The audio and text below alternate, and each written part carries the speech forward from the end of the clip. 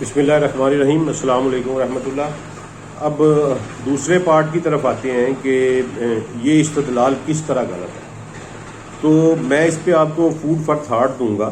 میں بالکل یہ دعویٰ نہیں کر رہا کہ میرا جو بھی کنکلوژن ہے یہ 100% ٹھیک ہے، لیکن میں آپ کے سامنے کچھ پریزنٹیشنز دوں گا، کچھ چیزیں آپ کے سامنے رکھوں گا ود ریفرنس۔ آپ سب لوگ پڑھے لکھے ہیں، آپ اس کو پہ غور کریں اور پھر نتیجہ نکالنے کی کوشش کریں کہ کیا یہ جو بات کر رہے ہیں کیا یہ ٹھیک ہے کہ یاجوج ماجوج واقعی ان کا خروج ہو چکا ہے۔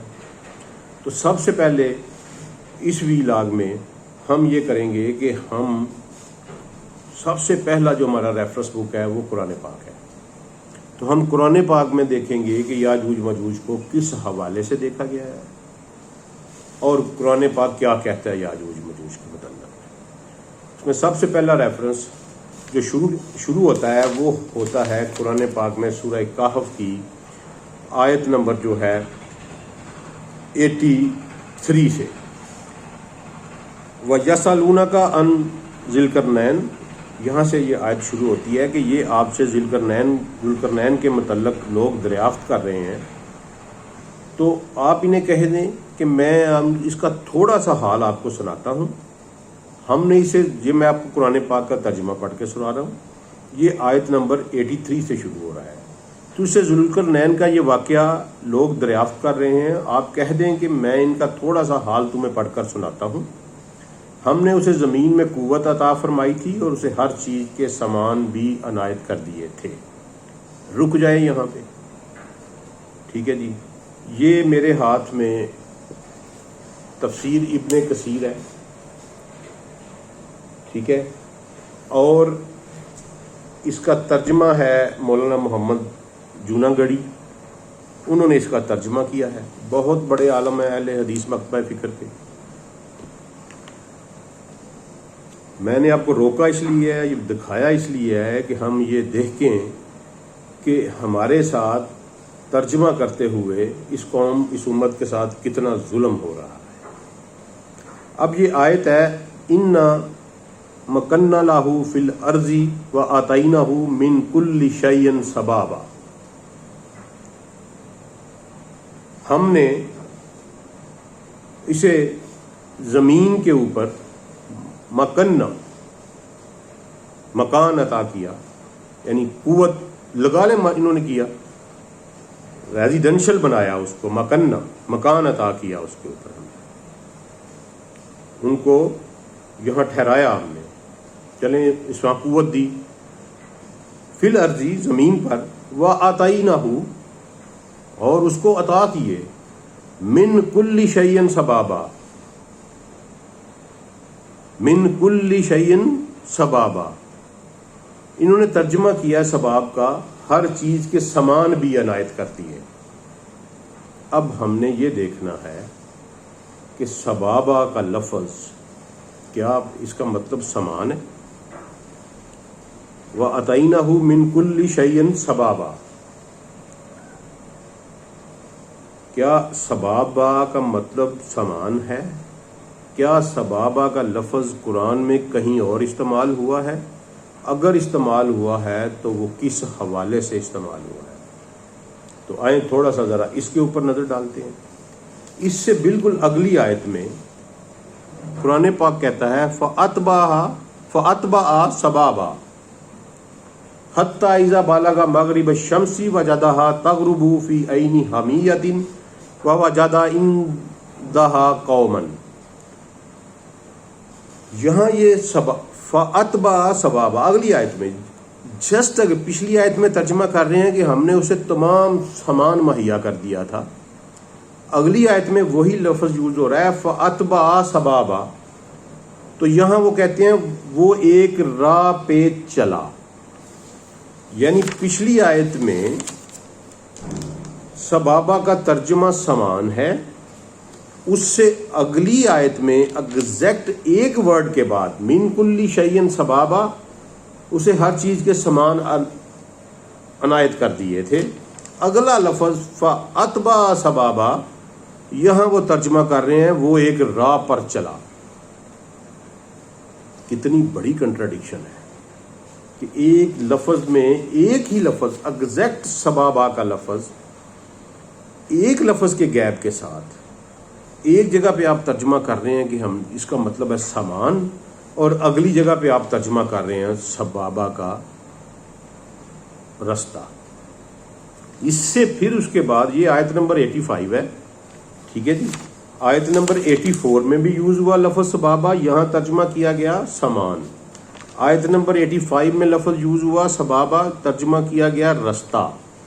اس کے بعد آیت نمبر 89 میں ثم اتبع سبابا، یہاں پھر ترجمہ کیا گیا رستہ، پھر وہ اور رستے کے پیچھے لگا۔ 89 میں پھر رستہ، 92 ثم اتبع سبابا پھر رستہ۔ تو اس کا مطلب ہے ایک ہی سورہ میں بالکل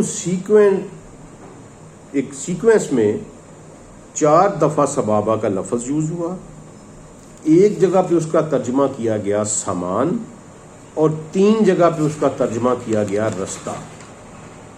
یہ کنٹرڈکشن ہے جناب اس میں۔ اب ہم نے بڑے بالکل اپنی تمام جو ہماری ہیں اٹیچمنٹس فقہ ورک کے ساتھ، کسی فرقے کے ساتھ، اس سے بالا تر ہو کے سوچنا ہے، کیوں کہ ہم صرف حق چاہتے ہیں، اللہ سے صراط مستقیم کے طلبگار ہیں، ہمارا کوئی تعلق نہیں ہے کسی مکتبہ فکر سے، کسی فرقے سے، کسی عالم دین سے، بالکل قطعی طور پہ ہم محمد صلی اللہ علیہ وسلم اور ان کے عظیم صحابہ کرام رضوان اللہ علیہم اجمعین کے پیروکار ہیں۔ ہم رسول اللہ صلی اللہ علیہ وسلم کو اپنا سب سے بڑا مرشد، سب سے بڑا ہادی مانتے ہیں۔ میرے رسول صلی اللہ علیہ وسلم نے غدیر کے خطبے میں اس کتاب کو ہاتھ میں پکڑ کر کہا تھا کہ اللہ کی کتاب، اللہ کی کتاب، اللہ کی کتاب میں تمہارے درمیان چھوڑ کے جا رہا ہوں۔ 3-4 دفعہ ترغیب دلائی تھی کہ اس کو پکڑے رکھنا، اس کو پکڑے رکھنا۔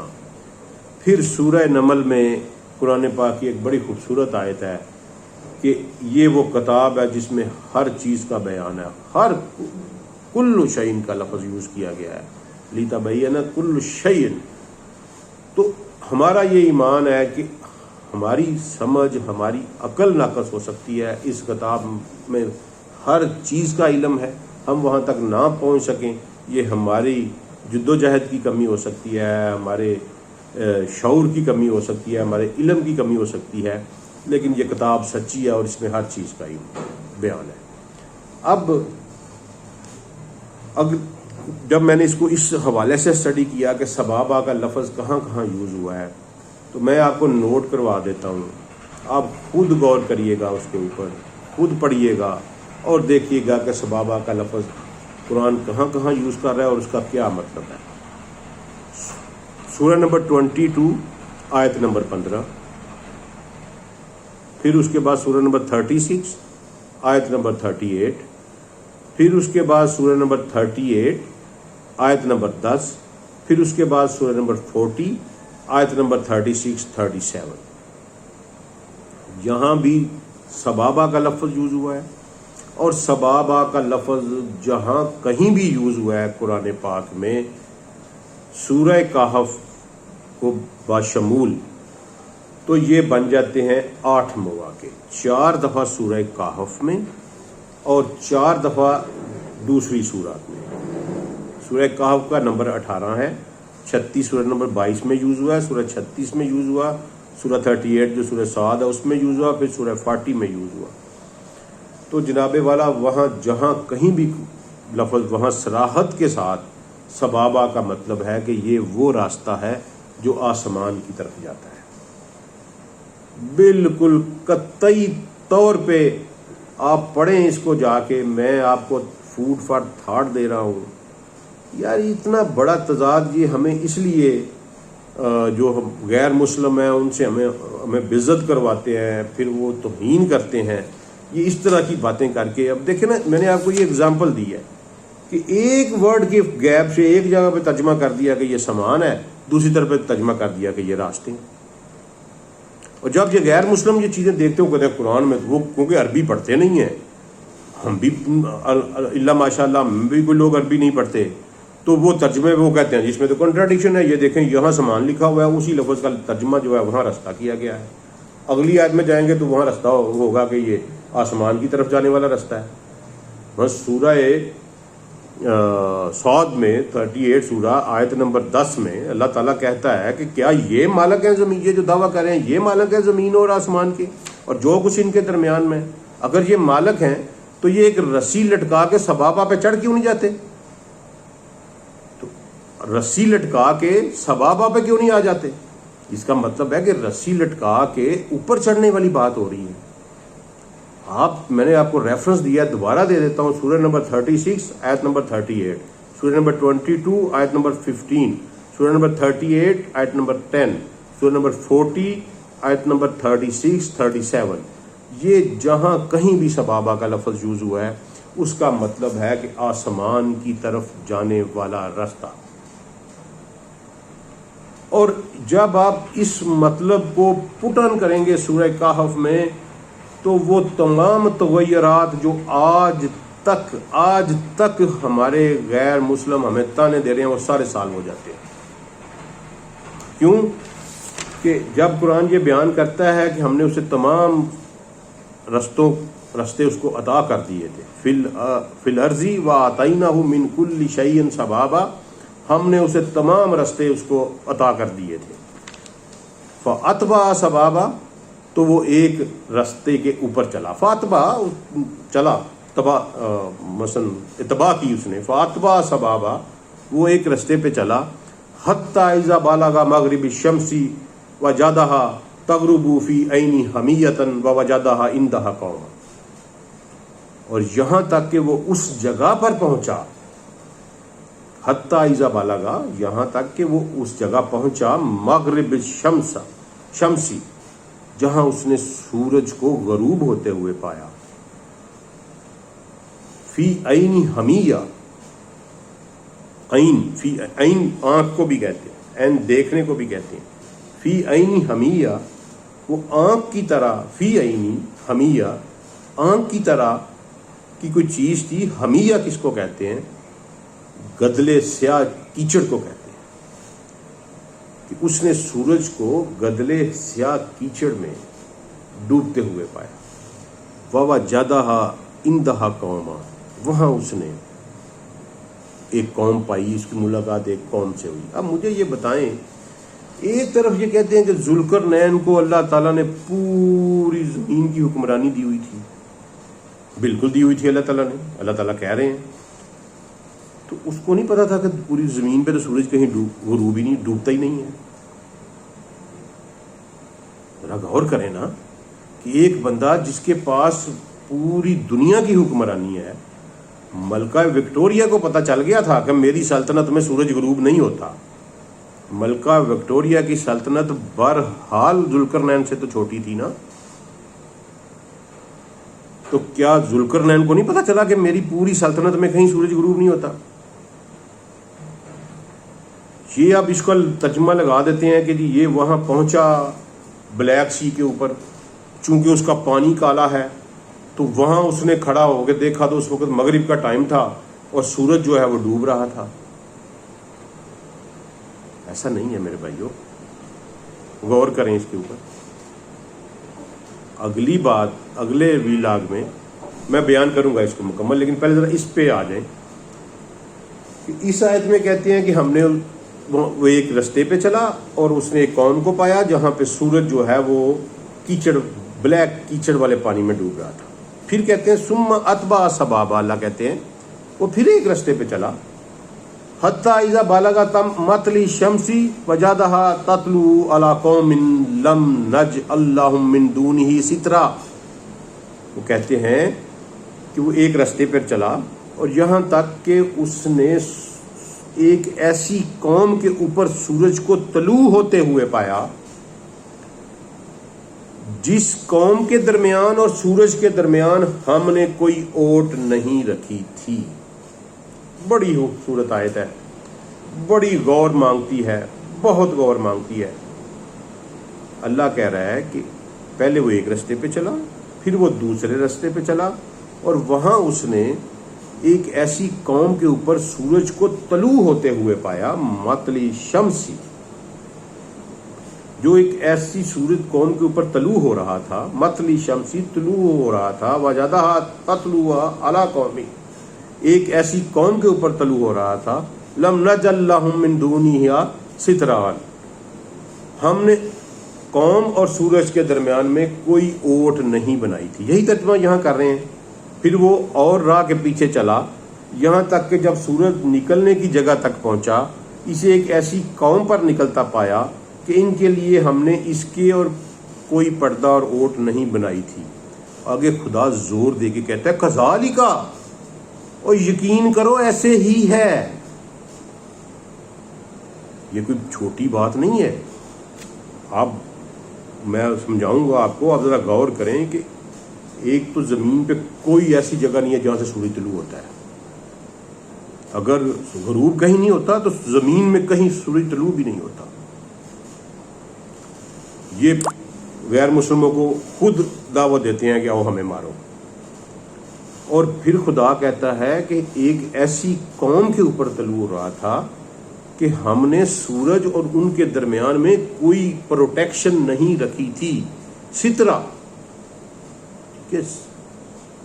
سترہ کہ کوئی پروٹیکشن، کوئی آڑ جو ہے ان سورج اور ان کے درمیان میں نہیں تھی. آپ مجھے بتائیں، ہم زمین پہ رہ رہے ہیں، ہمارے اور سورج کے درمیان میں کون سی آڑ ہے؟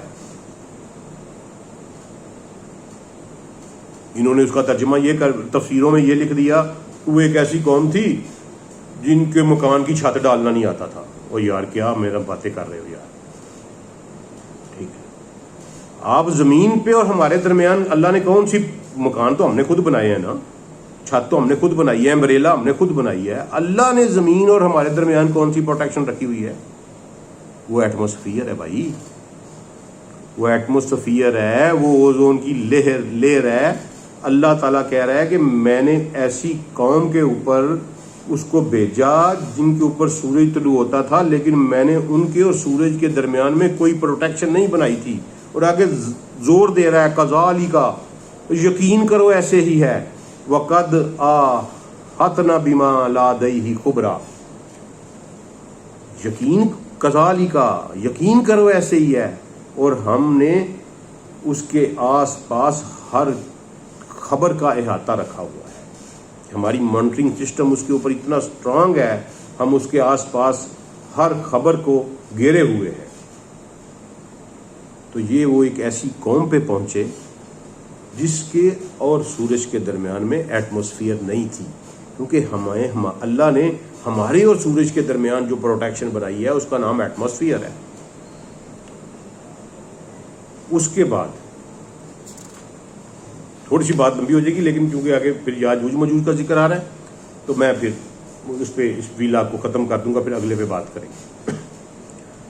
آگے اللہ کہتا ہے ثم اتبع سبابا، پھر وہ ایک اور رستے پہ چلا. یہ تیسرا رستہ آ گیا.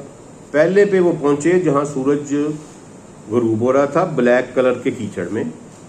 دوسرے پہ پہنچے کہ سورج طلوع ہو رہا تھا ایک ایسی قوم کے اوپر جس کے درمیان پروٹیکشن، اس کے اور سورج کے درمیان پروٹیکشن نہیں تھی.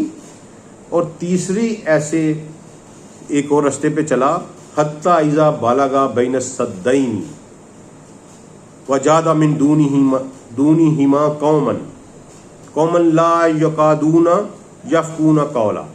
تو وہ ایسی جگہ پہ پہنچا دو دیواروں کے درمیان، بین سدین، ٹھیک ہے جی، دو دیواروں کے درمیان، اور ایک ایسی قوم پائی جس کی بات سمجھ نہیں آ رہی تھی. یہ میں قرآن پاک کا ترجمہ پڑھنے لگا ہوں. پھر وہ ایک سفر کے سامان میں لگا، یہاں پھر سامان ترجمہ کر دیا. تو کتنے ظلم کی بات ہے یار، کہ پچھلی آیت میں آپ ترجمہ کر رہے ہیں پھر وہ ایک اور راہ کے پیچھے لگا.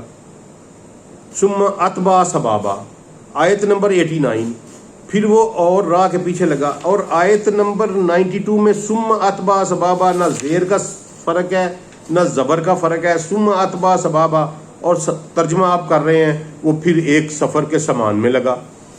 یار وہ ایک سفر کے سامان میں لگا، وہ ایک سفر کے سامان میں لگا، یا کیا یہ گرامیٹیکلی درست جملہ ہے؟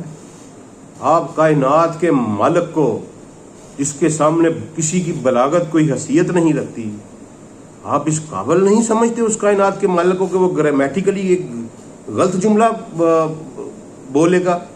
اس قابل سمجھتی ہیں آپ اپنے رب کو جو بلاغت کی، جس سے میرا انفینٹی کی حد تک، تو وہ پھر ایک سفر کے سامان میں لگا، ثم اتبع سبابا، اور پیچھے آپ کہہ رہے ہیں وہ پھر وہ ایک راہ کے پیچھے لگا۔ نہ زیر کا فرق ہے نہ زبر کا فرق ہے، اور آپ ترجمہ اس کا جناب دو کر رہے ہیں۔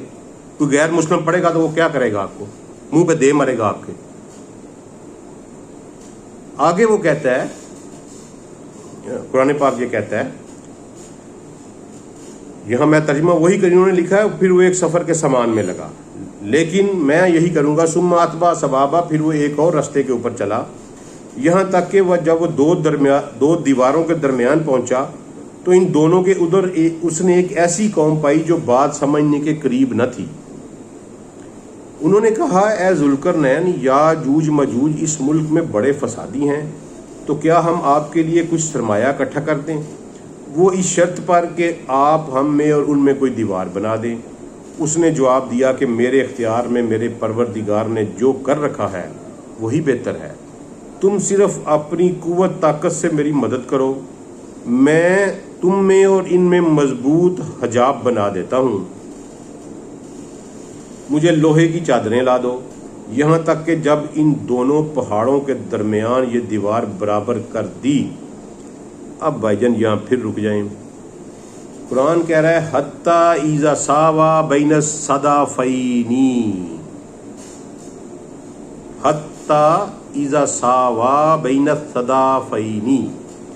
اب صدف کی جمع صدفین، آپ ڈھونڈیں صدف کو، پہاڑ کو کہتے ہیں، قرآن نے کہیں لفظ صدف کا پہاڑ کے لیے یوز نہیں کیا۔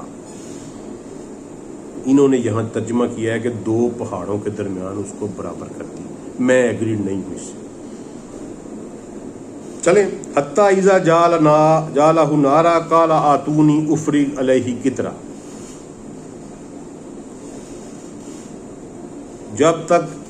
یہاں تک کہ جب ان دونوں پہاڑوں کے درمیان یہ دیوار برابر کر دی تو حکم دیا کہ آگ تیز جلاؤ، تا وقتیا لوہے کی ان چادروں کو بالکل آگ کر دیا، تو فرمایا میرے پاس لاؤ، اس پر پگھلا ہوا تانبا ڈال دوں۔ دیوار مکمل ہوگی جناب۔ اگلی آیت، فَمَسْتَطَاعُوا أَن يَظْهَرُوهُ وَمَا اسْتَطَاعُوا لَهُ نَقْبًا، پس نہ تو یہ اس دیوار کے اوپر چڑھ سکیں گے اور نہ ہی اس میں کوئی سوراخ کر سکتے ہیں۔ غور کریے گا ذرا، یہ بہت امپورٹنٹ بات ہے، کیونکہ یہاں پھر آگے جا کے ایک حدیث انڈر ڈسکشن آئے گی جو یہ استدلال کرتے ہیں، جو کہتے ہیں یوج مجوج کھل گئی ہوئی ہے۔ اس پہ ایک حدیث آئے گی، میں اگلے ویلاگ میں ڈسکس کروں گا، لیکن اس کو ذہن میں رکھیے گا کہ قرآن کہہ رہا ہے کہ وہ دیوار بن گئی اور اب نہ تو وہ اس دیوار کے اوپر چڑھ سکتے ہیں، اور وَمَا اسْتَطَاعُوا لَهُ نَقْبًا، اور نہ ہی اس میں نقب لگا سکتے ہیں۔ نقبہ سوراخ کر سکتے ہیں، نقب لگانا آپ سمجھتے ہیں۔ قَالَ هَٰذَا رَحْمَةٌ مِّن رَبِّي فَإِذَا جَاءَ وَعْدُ رَبِّي جَعَلَهُ دَكًّا وَكَانَ وَعْدُ رَبِّي حَقًّا۔ کہا یہ صرف میرے رب کی مہربانی ہے، ہاں جب میرے رب کا وعدہ آئے گا تو اسے زمین دوز کر دے گا، بے شک میرے رب کا وعدہ سچا ہے۔ اس دن ہم انہیں آپس میں ایک دوسرے میں دنستے ہوئے چھوڑ دیں گے اور سور پھونک دیا جائے گا، پس سب کو اکٹھا کر کے ہم جمع کر لیں گے۔ اب خدا یہ کہہ رہا ہے کہ دیوار بن گئی ہے، یہ اس دیوار کے اوپر نہ چڑھ سکتے ہیں، نہ یہ اس میں سوراخ کر سکتے ہیں، ہاں جب میرا وعدہ آئے گا تو میں اس دیوار کو دکا کر دوں گا۔ دکن دکا، آپ کو ایک اور قرآن میں آپ کو یاد آ جائے گا۔ پھر جب موسیٰ علیہ السلام کا اللہ نے بیان فرمایا کہ میں نے تجلی فرمائی طور پہ، تو وہاں بھی لفظ دکا کا یوز کیا۔ دکا کا مطلب ہے کہ میں اس کو ریزہ ریزہ کر دوں گا، ملیا میٹ کر دوں گا اس دیوار کو، اور بے شک میرا وعدہ حق ہے۔ تو جب یہ دیوار ملیا میٹ ہو جائے گی، اس کے بعد پھر میں انہیں یا موجو بھی بازن کے موجوں کی شکل میں ایک دوسرے کے اوپر جو رول کرتے ہوئے باہر نکل آئیں گے۔ یہ ہے قرآن پاک میں سورۃ کہف میں جو یاجوج مجوج کا ذکر ہے۔ اس میں نے کنٹراڈکشن آپ کو پوائنٹ آؤٹ کر دی۔ سبابہ کا لفظ بڑا امپورٹنٹ ہے، آپ قرآن پڑھیں، میں دوبارہ دے دیتا ہوں آپ کو ریفرنس۔ سورہ نمبر 36 آیت نمبر 38، سورہ نمبر 22 آیت نمبر 15، سورہ نمبر 38 آیت نمبر 10، سورہ نمبر 40 آیت نمبر 36 37۔ سبابہ کا لفظ یوز ہوا ہے آسمان کی جانب جانے والے راستوں کے اوپر۔ وہ ایک قوم جس کے اور سورج کے درمیان کوئی پروٹیکشن نہیں، زمین میں کوئی ایسی قوم نہیں، زمین میں کوئی ایسی جگہ نہیں جس میں سورج اور انسانوں کے درمیان میں پروٹیکشن نہ ہو، ایٹماسفیئر ایگزسٹ نہ کرتی ہو۔ سوچیں آپ خود کہ وہ ذوالقرنین کہاں گیا تھا۔ پھر اللہ تعالیٰ نے کہا کہ یہ دیوار بن گئی، یہ نہ اس پہ چڑھ سکتے ہیں نہ اس میں سوراخ کر سکتے ہیں۔